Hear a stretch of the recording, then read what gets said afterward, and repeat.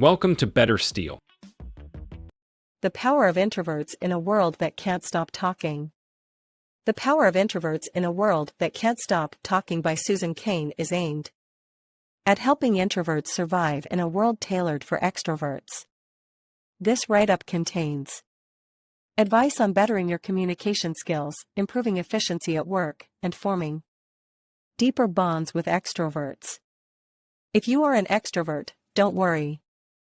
This write-up also contains some advice for extroverts, so they can understand introverts a little better and learn how to communicate with them in a more efficient manner. We have compiled all of Cain's tips and tricks into simple actions you can perform every day. Even implementing one or two of these actions as habits will make your life a little easier. Just try it. Around the turn of the 20th century, a cultural revolution took place. Public speaking was once considered a skill only useful for the elite, but qualities such as being charming, sociable, personable, etc., were now associated with successful businessmen. And thus, the extrovert ideal was born. As the extrovert ideal grew in popularity, the concept of the inferiority complex was developed. This was used to describe all those who felt inadequate and insecure, and the term was widely adopted fairly quickly. The extrovert ideal was introduced as early as childhood. Many parents discouraged quiet hobbies such as learning classical music in favor of more social hobbies such as football. Now, the extrovert ideal is nothing new. Extrovert-like qualities can be traced back to our DNA, and there are plenty of historical figures who exhibited these qualities. However, again, is it necessary to adopt this ideal or label ourselves as having an inferiority complex simply because we do not exhibit extroversion? The answer is no. Our personality is automatically driven by our character, so it is our character that should be developed. Instead of developing a fake personality to come across as a better public speaker, it is better to focus on being authentic and truthful. When we do this, we can play to our inner strengths and maximize our success, without losing our integrity. The myth of charismatic leadership. We need leaders who build not their own egos, but the institutions they run. Extroverted qualities have been extensively pushed onto people, and those who are more introverted tend to get overlooked. Qualities such as staying calm and level-headed, thinking critically and appreciating knowledge for its own sake, and being generally quieter than average are rarely appreciated. However, these qualities are just as important. Quiet leadership is often the backbone of any successful organization.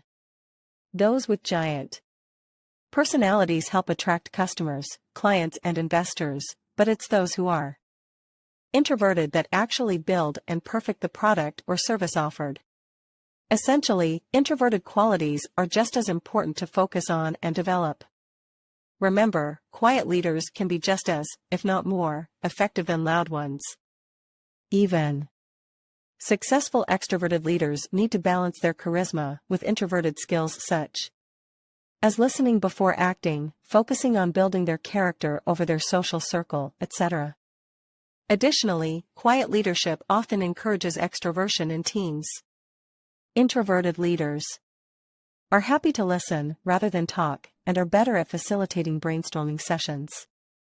Beyond that, they are able to implement the solutions discussed in an effective manner. They are less focused on being in the spotlight and are more focused on their actual work. When collaboration kills creativity. If personal space is so vital to creativity, so is freedom from peer pressure. Teamwork and collaboration are often touted as the foundation of success.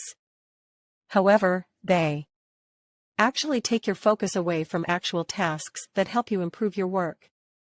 While some level of collaboration is important, it is just as, if not more, important to spend time working alone. This is when you can truly think without the influence or distraction of others. Although many organizations, including businesses and educational systems, push unnecessary amounts of teamwork onto us, it's important to remind ourselves that boundaries are important. If we spend all our time discussing and collaborating, we spend less time working. Although we may have a broader network, we can only achieve success when we get tangible work done. When you focus on building your character, you will naturally become more innovative. If you know how to work and create as an individual, you'll be more confident in your skills. Plus, to be able to contribute effectively to a team, you'll need to be sure of what you can do. Introverted skills focus heavily on self-development and improving one's current standards, which is critical to success, both in terms of teamwork and personal development. Is temperament destiny? We, as adults, can shape ourselves and make what we will of our lives. Nature certainly plays a role in our general temperament. Whether we are more likely to be introverted or extroverted can be traced back to qualities displayed in childhood. For example, introverted people were more likely to be less reactive to stimulation when they were children. Alternatively, extroverted people were more likely to be more reactive as children. Our temperament is largely controlled by biology, or more specifically, the way our brain functions. However, our character and personality are also formed by nurture, i.e., our upbringing and exposure to the world around us. Our ability to adapt to change and cope with difficult and/or traumatic experiences is not just defined by our nature, but also the strategies we were absorbed in childhood. High reactive children who tend to grow up into extroverted adults often require a more carefully tailored environment to succeed, due to their tendency to react to changes in their environment. They are more likely to develop depression, anxiety, and shyness. However, with good parenting, childcare, and a stable home environment, the traits that make these kids more vulnerable to changes in life actually help them achieve success. They are able to express empathy and care exceedingly well and cooperate with others easily. They are kind, conscientious, and work hard at the things that matter to them. Ultimately, it's less about introversion versus extroversion and all about understanding where our strengths lie. We can then adapt our coping strategies accordingly, no matter what stage of life we are in. As part of our behavior is dictated by nature, it may help to look into our childhood and better understand who we are, so we know where to go next. Beyond temperament, there is no one more courageous than the person who speaks with the courage of his convictions. Who we are is somewhat determined at birth by our genes. We tend to carry this imprint in our character and personality until adulthood. It is often the underlying reasons for many of our thoughts, feelings, and behaviors. There is only so much that we can do to stretch our natural temperament and go beyond our comfort zones. This applies to both introverts and extroverts. That's why it's incredibly important to tap into our own set of unique skills. Instead of trying to fit into someone else's shoes, you will realize that you perform better when you're in your own zone. If you're naturally introverted and surround yourself with quiet people, a quiet environment, etc., you'll shine much brighter than if you were to force yourself to be comfortable in a loud and social atmosphere. Understanding your natural limits will help you better create the ideal environment for you to be most productive and happy in. Although we are often told to stretch our limits, we can actually benefit more from playing to our strengths in an environment best suited to our unique nature. Franklin was a politician, but Eleanor spoke out of conscience. Guilt is a tainted word, but it's probably one of the building blocks of conscience. A common character trait of introverts is high sensitivity. While this is often misinterpreted as a flaw, it is simply a neutral description. Highly sensitive people can even be interpreted as creative, intuitive, and deep thinkers. While highly sensitive people tend to feel emotions more strongly than others, they are more keen observers and can notice subtleties in their environment that others often miss. Additionally, highly sensitive people tend to be conscientious and diligent, and they actually care This caring nature is what drives real change. Although introverts typically don't like speaking on the main stage, they are often the ones with the passionate message. Take Al Gore for example. He tried to warn everyone about climate change for years before anyone took him seriously, and he had to package his warning into a Hollywood movie first. Ultimately, however, he worked hard to tirelessly promote the movie and communicate his message to a wide audience. When introverts and highly sensitive people truly apply themselves and focus on what they believe in, they can achieve incredible things. Why did Wall Street crash and Warren Buffett prosper? Introverts' disinclination to charge ahead is not only a hedge against risk, it also pays off on intellectual tasks. When it comes to motivation, there are two external tools that people often use: rewards or threats. However, external tools definitely have their drawbacks. There is the possibility of the reward or threat disappearing, not being motivating enough, or even placing too much pressure on you to complete the task. Despite this, many people still fall into the trap of motivating themselves with potential rewards of threats, and end up failing as a result of it. Biologically, this phenomenon tends to affect extroverts more than introverts, who tend to be better at delaying gratification. While there are several scientific theories on why this occurs, there is no concrete understanding yet. However, introverts can also begin to use external motivational tools, especially when their internal ones fail. When you pursue an activity for its own sake and because you want to do the best you can, you are more likely to complete it without getting stressed. This is a fact. This is also how introverts achieve success. They do things because they want to, and they work hard because they want to do a good job. Asian Americans and the extrovert ideal. Conviction is conviction, at whatever decibel level it's expressed.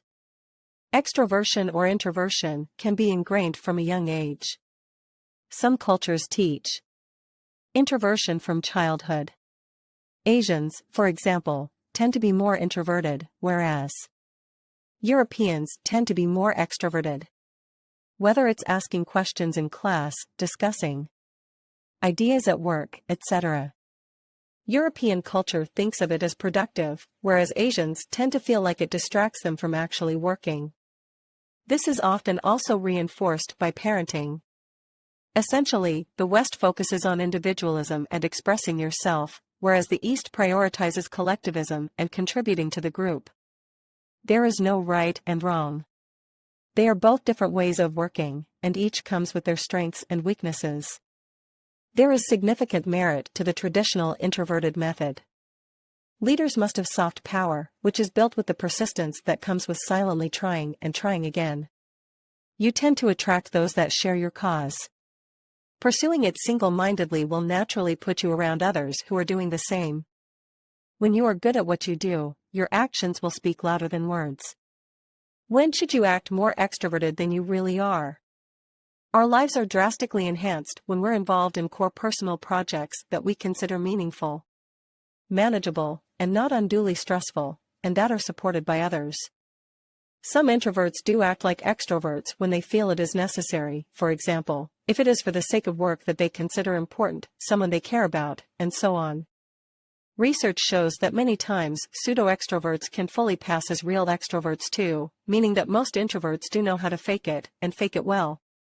The key to this ability is called self-monitoring, which refers to modifying one's behavior to fit into a specific social situation. Self-monitors are extremely skilled at reading social cues and adapting their responses accordingly. For example, when giving a speech, a self-monitor would watch the audience for subtle signs of boredom or interest and adjust their speech accordingly. Keep in mind that stretching your character and self-monitoring for long periods of time can lead to burnout. It is an exhausting activity, after all. It's important to remember your core nature and ensure you allocate enough time to decompress too. People who bottle up all their emotions and tension inside of them will eventually explode. The communication gap. How to talk to members of the opposite type. Introverts and extroverts are equally likely to be agreeable, there is no correlation between extroversion and agreeableness. One of the biggest differences between introverts and extroverts is the way they look at intimacy. Introverts tend to highly value intimacy and prefer to have a few close friends. Extroverts don't mind having a large group of friends and in fact thrive on it. In relationships, introverts often need more time to themselves, especially if they've had a rough day.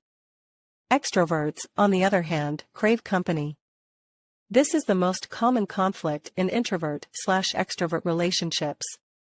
Remember that introverts and extroverts speak, process and understand things differently.